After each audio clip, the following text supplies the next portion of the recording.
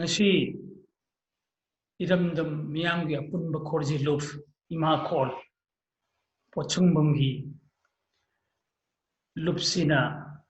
sillaga aina host tawjaraga silliba Sheireng Sheidinnaba thormasida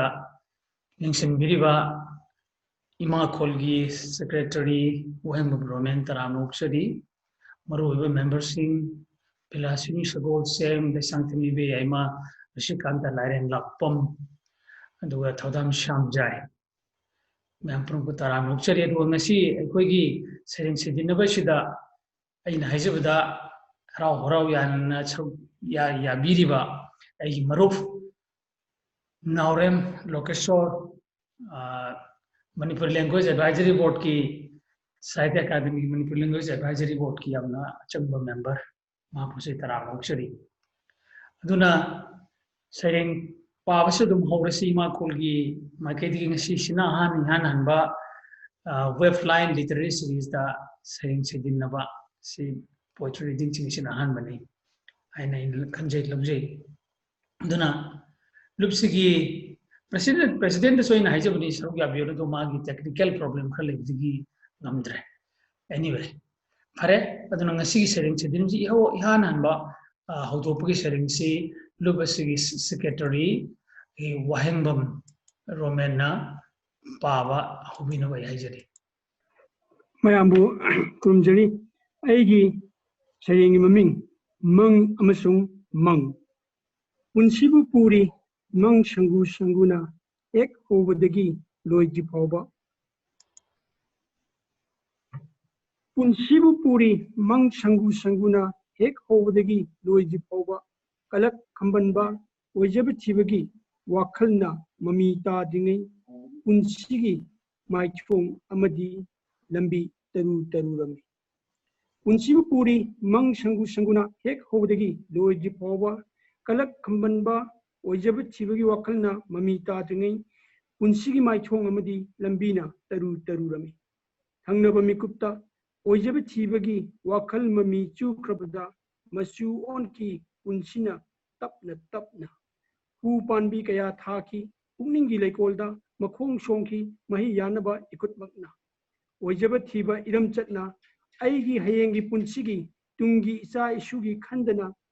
Aigi Hayengi Punsigi Tungi Isa Ishugi Kanduna Wakangi Lishang Thaduna Komjului Auba Kuding Apapata Kakana Nungsibagi Wantok Lana Lauduna Luplui Punsina Mayai Karaba Aigi the Kanba Hugi Pak Amada Asum Penaidana Luplui Punsina Mayai Karaba Aigi the Kanba Hugi Pak Amada Asum Penaidana Kainabagi Saina Kolna Mai Ituna Masu Sangli Punsibu Asum Punsigi Tangkak the Mankiba Tongan Bamangi Masu Singna Punsibu Sakron Kaya Ohenki Masina Lumta Li Punsigi Kongchatu Lengam Sangamdana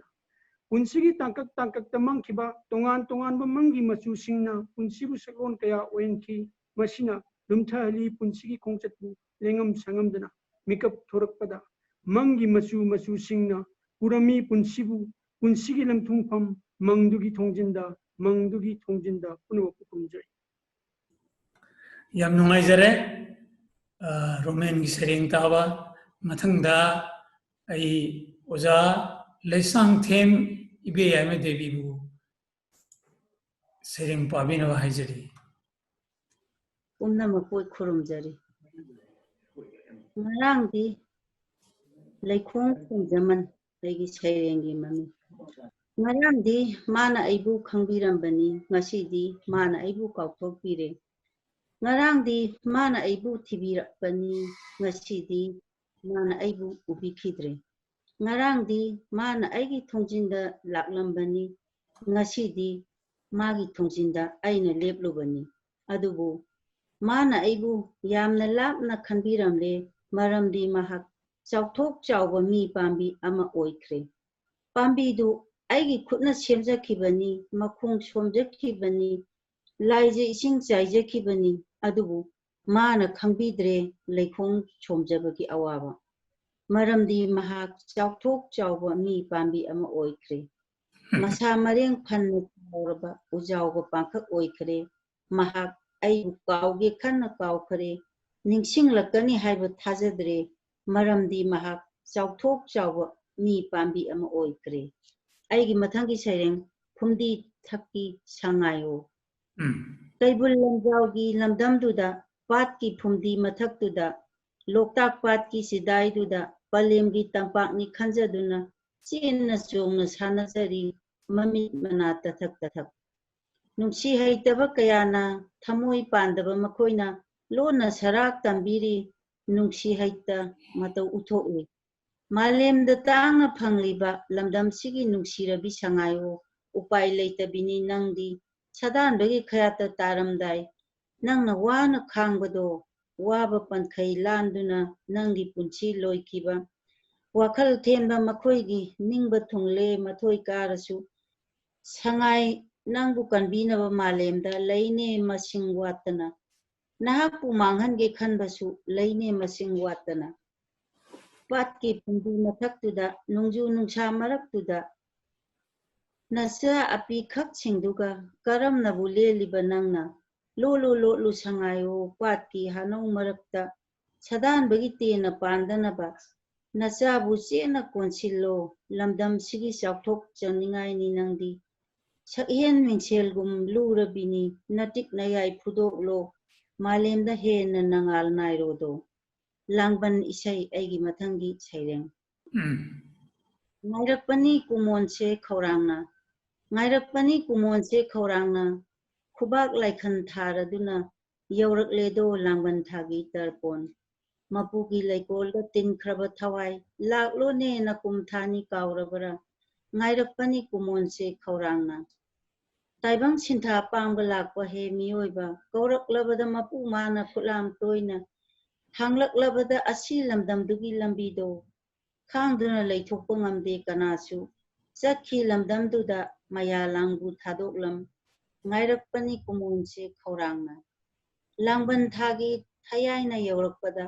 ꯊꯋꯥꯏ ꯅꯪꯕꯨ ꯄꯥꯏꯔꯛꯂꯣ ꯂꯝ ꯈꯨꯅꯨ ꯑꯣꯟꯗꯨꯅ ꯆꯦꯡ ꯊꯣꯏꯗꯤꯡ ꯍꯩꯔꯥꯡ ꯂꯩꯔꯥꯡ ꯄꯨꯝꯕꯁꯦ ꯅꯪꯒꯤꯅꯤꯅꯦ ꯀꯠꯂꯤꯁꯦ ꯅꯕꯨꯛ ꯊꯟꯅ ꯆꯥꯔꯔꯣ ꯇꯟꯅ ꯑꯃꯨꯛ ꯍꯟꯈꯣꯀꯣ ꯊꯋꯥꯏ ꯅꯨꯡꯁꯤꯕ ꯉꯥꯏꯔꯛꯄꯅꯤ ꯀꯨꯃꯣꯟꯁꯦ ꯈꯧꯔꯥꯡꯅ ꯑꯩꯒꯤ ꯃꯊꯪꯒꯤ ꯁꯩꯔꯦꯡ ꯏꯃꯥꯗꯤ ꯉꯛꯁꯝ ꯌꯧꯔꯦ ꯁꯅꯥ ꯂꯩꯕꯥꯛ ꯃꯅꯤꯄꯨꯔꯅꯤ ꯃꯅꯤꯒꯤ ꯂꯩꯕꯥꯛ ꯃꯅꯤꯄꯨꯔꯅꯤ ꯍꯥꯏꯅꯈꯤꯕ ꯁꯣꯟꯅꯈꯤꯕ ꯂꯝꯗꯝꯅꯤ ꯉꯁꯤꯁꯨ ꯇꯥꯔꯤ ꯅꯥꯀꯣꯡꯁꯤꯗ ꯈꯨꯂꯪ ꯏꯁꯩꯒꯤ ꯁꯨꯔꯗꯣ ꯃꯃꯥ ꯅꯤꯡꯕ ꯃꯆꯥꯁꯤꯡ ꯐꯤꯖꯦꯠ ꯆꯛꯆꯥ ꯍꯣꯡꯈ꯭ꯔꯕꯗꯤ ꯂꯥꯏꯅꯤꯡ ꯂꯥꯏꯁꯣꯟ ꯊꯃꯥꯏꯕꯤꯈ꯭ꯔꯕꯗꯤ ꯍꯪꯂꯥꯏꯒ ꯄꯥꯡꯈꯛ ꯑꯣꯏꯒꯅꯤ ꯊꯧꯅꯥ ꯂꯤꯡꯖꯦꯜ ꯈꯥꯕ ꯄꯥꯔꯤ ꯄꯨꯔꯤ ꯁꯣꯟꯅꯔꯒ ꯆꯤꯟꯕꯨꯡ ꯋꯥꯔꯤ ꯑꯣꯏꯗꯨꯅ ꯇꯣꯛꯂꯗꯔꯥ ꯂꯝꯗꯝꯁꯤꯒꯤ ꯄꯨꯋꯥꯔꯤꯗꯤ ꯅꯨꯡꯁꯤꯕꯅ ꯊꯜꯂꯕ ꯋꯥꯔꯤ ꯁꯤꯡꯒꯨꯜꯅꯤ ꯅꯤꯡꯊꯝꯒꯤ ꯑꯍꯤꯡ ꯈꯥꯡꯅꯔꯤ ꯊꯛ ꯊꯛ ꯅꯤꯛꯅ ꯅꯣꯡꯉꯥꯜꯂꯝꯗꯥꯏ ꯃꯇꯝꯗ ꯃꯤꯆꯤꯛ ꯃꯤꯔꯥꯎꯈꯣꯜ ꯇꯥꯗ꯭ꯔꯕꯗ ꯇꯥꯔꯛꯂꯤ ꯅꯣꯡꯗꯣꯜ ꯂꯤꯛꯂꯥ ꯈꯣꯟꯖꯦꯜ ꯊꯣꯛꯅ ꯇꯞ ꯇꯞ ꯍꯧꯅꯗꯨꯅ ꯃꯥꯂꯦꯝ ꯐꯝꯕꯥꯛ ꯊꯛꯇ ꯀꯥꯂꯦꯟꯒꯤ ꯃꯩꯁꯥꯁꯨ ꯈꯥꯡꯗꯨꯅ ꯍꯤꯡꯂꯤ ꯃꯤꯑꯣꯏꯕ ꯃꯄꯨ ꯃꯥꯅ ꯁꯦꯝꯕꯤꯔꯝꯂꯕ ꯃꯍꯧꯁꯥꯒꯤ ꯈꯨꯠꯁꯦꯝꯅꯤ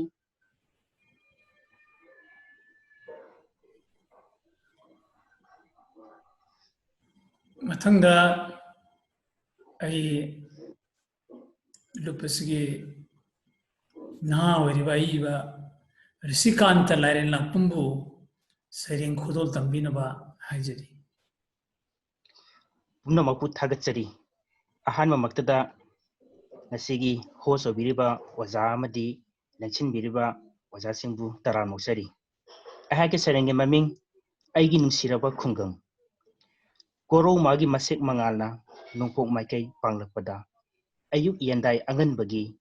ꯏꯪꯂꯕ ꯅꯥꯃꯤꯕ ꯅꯨꯡꯁꯤꯠꯂꯛꯇ ꯅꯨꯡꯁꯤꯔꯕꯤ ꯄꯣꯝꯕꯤ ꯆꯛꯂꯥꯒꯤ ꯈꯣꯟꯖꯦꯜꯅ ꯈꯣꯡꯂꯔꯤ ꯅꯥꯀꯣꯡ ꯁꯤꯡꯖꯥ ꯌꯩꯕ ꯃꯈꯩ ꯌꯥꯀꯥꯏꯍꯜꯂꯤ ꯈꯨꯡꯒꯪꯁꯤꯒꯤ ꯃꯤꯑꯣꯏ ꯄꯨꯝꯕꯁꯨ ꯅꯣꯡꯃꯒꯤ ꯁꯤꯟꯊꯥ ꯄꯥꯡꯂꯔꯣ ꯍꯥꯏꯅ ꯎꯖꯕ ꯐꯪꯂꯔꯦ ꯑꯃꯨꯛꯁꯨ ꯌꯦꯡꯖꯕ ꯐꯪꯂꯔꯦ ꯑꯃꯨꯛꯁꯨ ꯂꯥꯞꯅ ꯇꯥꯝꯅ ꯁꯟꯗꯣꯛꯈ꯭ꯔꯤꯕ ꯁꯪꯕꯥꯅꯔ ꯂꯧꯕꯨꯛ ꯂꯝꯍꯥꯡꯁꯤꯡ ꯃꯥꯂꯪꯕ ꯃꯥꯒꯤ ꯇꯥꯟꯊꯥꯗ ꯐꯧꯅꯥꯁꯤꯡꯅ ꯖꯒꯣꯏ ꯁꯥꯖꯔꯤ ꯊꯦꯛꯀ ꯊꯦꯛ ꯅꯧꯒ ꯅꯧ ꯇꯥꯟꯊꯥ ꯆꯥꯅ ꯍꯥꯏ ꯍꯨꯝꯅꯤ ꯂꯤꯔꯤ ꯍꯨꯝꯕ ꯃꯥꯂꯪꯕ ꯃꯥꯅ ꯄꯨꯔꯛꯂꯤ ꯅꯨꯡꯁꯤꯔꯕ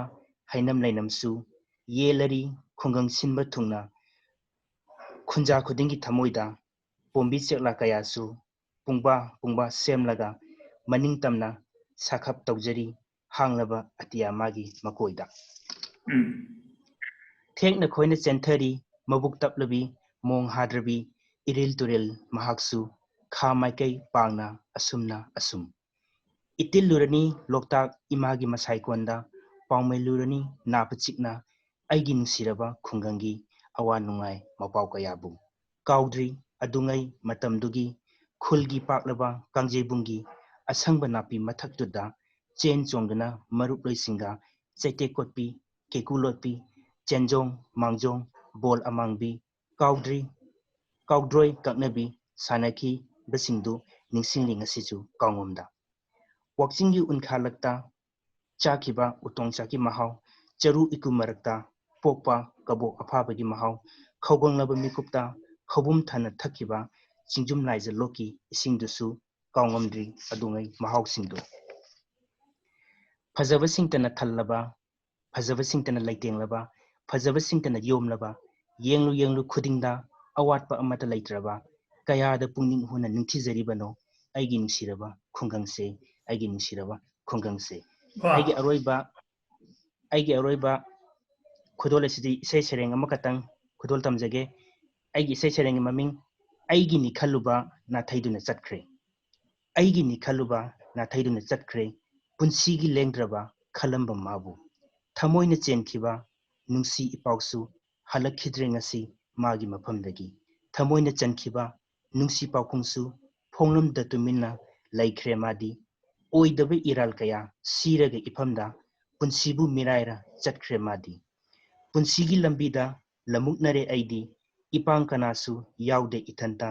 naitom tahora chekla amagum kaidong phamsu khangda kangaunare aidi punma pukhurunjari Wow. Very good. Mathangda a Oza Sagol Sembila Sidi Devi Ma College senior member the Yamna Adana Sering very shady Mamondri Sering Kratam Zabilash. Yang tabi bakuna moko kurumjari. Sayrengi maming amu balinjau. Malemgi sawra balibak singi asau bakol ka khanadagi paithorpa amuba maikhu sina wangna paikhat kibana mari tan ungdana sanakhi nongdol ki hambada kuina paiduna leiduna thengladuna akanba nungsit nungsaga onki akanba saur amubalin mathangda wairaki saur balin jaw adudagi lakna phana ngamdraba saur balairen tamthiraba amubalairen duna maral leijadaba leiba kayabu yetsilli lengba ngamda makhai khangba warab malemgi miyam marul faw thohundana tahalli igi pirang yesinba loirabada amuk yotsilli sauraba mayadu karadana apik palebaki miyam prang sona masana yaningdana asum mathamoi khudum suna upai leitana linjaudugi mabuk nungda mami sami uri miyam mini haiba mandana amuksu wathorakli minai thang oina mahi mayai samlaba mathauna maro sing mangkraba pikla leibak sing letli turoi ngamloi tak kaya supna usigum hodongi mien khada amuk mangphau narakpada lauri pendabagi kholau makhut wangna thangatuna mamit noira tabide na palamde sanglaba muraba linjau dudi ai yani suba saireng punsi amasung kolu taibangi kaichelda kahatlaba suhing yonba amana tagat tekliba sugi susang yotki kolu amada insilli namduna subtek na tek sana suhi yaudraba su singdo suba waina intharakli mathang mari suni haiba mandana saklon ikaina athumba mahau yaudana punsigi lanphamda tamthiraba ain paiba singna tagat tekliba khunai mirol kaya sapkhai ki aingi koluda namduna insinuna punsigu mahau yauhandana hingbagi wahanthok khanghandana tamthirba aindugi mangda thongna phananga lambi awang nongpokki dhrubutara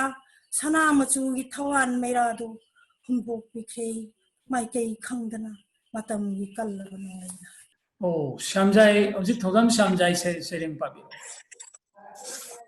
Sheireng Mami Sheireng and Kuzi. Mahakna Kaya Pirakre Sheireng, Sahi Kayagi Mamang Pagi. Tawani Kapagi, Mamang Kapagi. Hachan on Bagi, Machan Layun Chanbagi.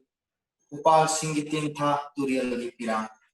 None of Pirakle Sheireng, Lai Bagi Kolau, Yatum Singing. Kanagi Kanagi, Hamoigi, Yongi, Uchi Sajat Lambi Richard. Matauta de Sheireng Nepals, Chinyatamya, Living I Iman, Watoka Toyami, Wadu, Still Saturday, feeding Sheireng took in Iman. I think Tabal.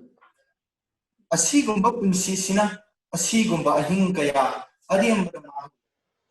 a Sigumba Tagi Mangar, Adiam the Kaya Manke,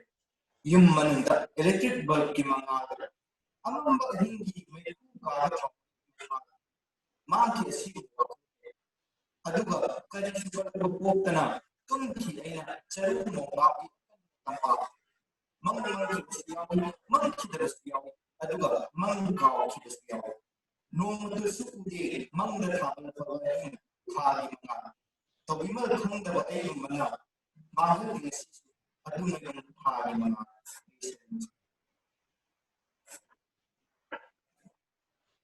Zik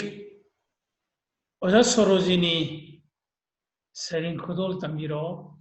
Aduga Roman Sheireng Amakatang Tiga, and Anisuba Sheireng Amtanga, Tarang Tobino by Hajari. Oza Sorojini Sheireng Kudol Tamiro. Ayaki Ahan Sheireng Nahak Handro. One Sargi Mamum Loy Sakta Sudalam Yobi Maharani Uftuna Ango Dolai Tonguna Nang Namalem Koibu Opoge Sargi Lambi Soro Kungangi Lerekon Sang Tumit Opai Nanam Tawada Kungangi Tongal Kudinga Hinkiba Mangoli Sapusim Optionavalangan Plan Park Pasimu Karishule Drenga City Maharani Nangna Kundur Padari Napal Kari Nangadi Lal Namle Khana Kan Thoro Levaxin Nangna Joy Tori Kanjabu Kilamdre Mangoli Sapudi Nakho Pong Laurasu Mai Pakpagi Kolau Langthokre Mangoli Polam Sindi Pukto Kre Lapu Pambishu Pam de Nangumi over Kunaina Pam de Nangumi over Kunaina Hanguli Hapuna Hankro Maharani Hankro Wan Gimamomloi Layanun Hap Maling Maida Aigenish Sheireng Kongtang Amagimatanga Kongtang Ama Tanglap Ilip Napunsigi Tamlamle Sang Levelam Amuk Hanayamdana Tanglap Kibani Kongtang Sindi Imagi Pibuk Nungadi Horaga Asawa Ashak Yagaluna Ogla mi lamjil kuring nonglay nungstiana ngaira mi dorban kuring itat upom kayana lepadi leblakti thangliba khongthang sing oiramdi nungaiba khakna punsigi mahau oiramdi nungaiba khakna punsigi mahau oiramdi phajaba khakna punsigi mamal oiram chainasu punsigi mahau aigi ahum suba Sheireng Madam Nang Engonadi Liduna Talai Nong Matalepkana Sok Tabanaidana Sing Lembagi Minung Si Chowbagi Livi Kilokak Isai Mapandi Saiwan Taritiwari Yoki Kuman Nong Yai Machinam Kanu Yauna Kabui Salam Tombana Lodi Magi Masaiko Nong Matalepkidi Nangi Wari Mera Thanelgi Kutta Mera Paidana Mayam Baching Buroi Ngaikiba Chingda taba mayambana. Chingda taba mayambana. Kumgi sanau puduna. Tamgi manau nungsibaga. Thamoilaka hangtokna sanau chalwam phakmina. Nungsi chara chindaminaba. Haubulaungna somnaba. Matam lirunga chichu. Pangding manaba thamoigi toba nangaklamba. Nungsibagi ichelgi warido. Ta ulengli pali basinda. Torwal animaki mamal. Liba isen singida maktari. Kangalu malemda isel na lep kravadi punamak malpam olapan. Agi sayang lajare.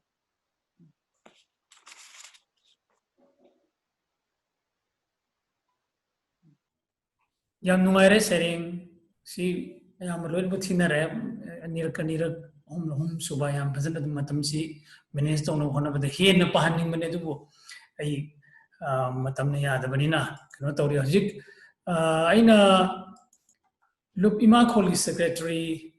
Manipuri ba Wahangbam Roman sering amak taga kudol tahu bina bai hajari. Mayam amukan nak kurumjari aigi sering meming Sheidinnaba. Shuning moming daba atan belupa singguna khali ayuk cupa musaya ibeda lumbu saraba makok singdu khajiktan nikal aduna wabongi manung dagi hojikti nupi da hen basakti pirabani nupa nupi thong manarabani utkadabani nupi singna hen bathona lawgadabani hen bathona unsigi hiram khudingmakta hojikti nupi da hen basakti pirabani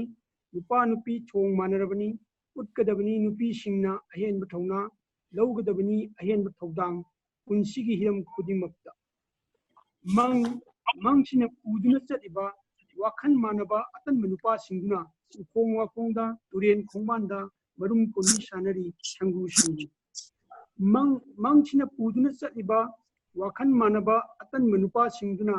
ukong wakongda turen khongmanda marum kondi sanari sangu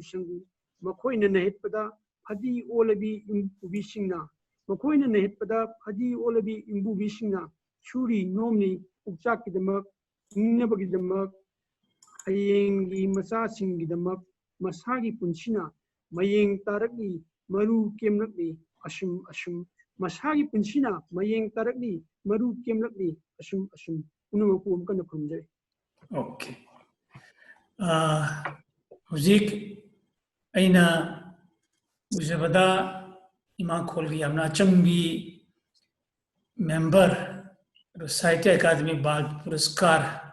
Supungirawa Dumarke Sanan Bichanu Kuirakta join to Bire was a Sanan Bina Lushilapagi Wena Sereng Atian Bamakatan Mayam Kudol Tambina by Hajari was a Sanambi.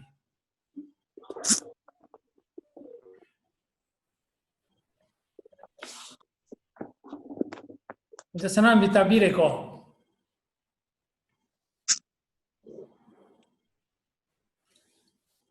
Anyway, magi technical problem lebenina. Ay hujik loisalakpada ay gimaruf hujik Manipuri language advisory board ki member amoyna yama achangba member amoyna saruk puminariba adu bai gimaruf lokesoda wai kharadang thambina bai haijage. Matada Marup Nongmaithem Kirankumar Convenor Manipuri Language Advisory Board na Thoromase Simbiduna Fajana Pangthok Piriba Amadi Sheireng Pabi Kiba Pumnamupu Ikai Khumnajabagalwena Kurumjari Ngasi Jungi Matengna Pangthok Liba Sheireng Pabagi Thoromsi Tabada Yamna Nungai Ai Visingi Tamoida Parakpa Khorirolgi Ihuldo Nasigi COVID-19 gi laichat natra karumba sapu amatana thingmangam de haibudu nasigi thorumsina ulli asuma thorumje matungdasu mai pakna pangthokpo oisano haraga mayambum kana khurumjari Losalakpada isu wafung ra thamjarage tasengnaina pamjabadi arkesana anbichanu wajasi khogirakta yaurga mahana Sheireng amakhtang yang mafam da kudol tamaga ima kholi ngisigi ahan ba online poetry reading online the Sheireng Sheidinnaba si losinba pamjabani adubu ma ki technical problem lebina ko irakte join to buding am happy video di ugum tawi aduna losilakpadaina mayam bobu khana thagachari lubisiki president chu yahun janibani adubu ma ki technical problem lebina yawung amdre pura muksi oiduna su ko wahangam roman mitay yam ha oina lubisiki secretary oina pubuda nintijana my partner pubu hawrukliba aduga senior members singima kolgi uja Surojini Devi uja Bilasini Sagol Sam uja Lesang Thimi be aima aduga naha hoiba Sheireng pabi kiwani Shamjai Musikanta Lairen po mokoi puna muksiwai subna amokana thagat phungduk chari aduga mathang session am so amuk anawa mi kharaga loinana ariba kharaga yawraga even president su invite tawjiri aduga thawum chimuna pangthopung nabam mayam yufumdagi Afam si tamjaraga mayam from the bidai lobjagi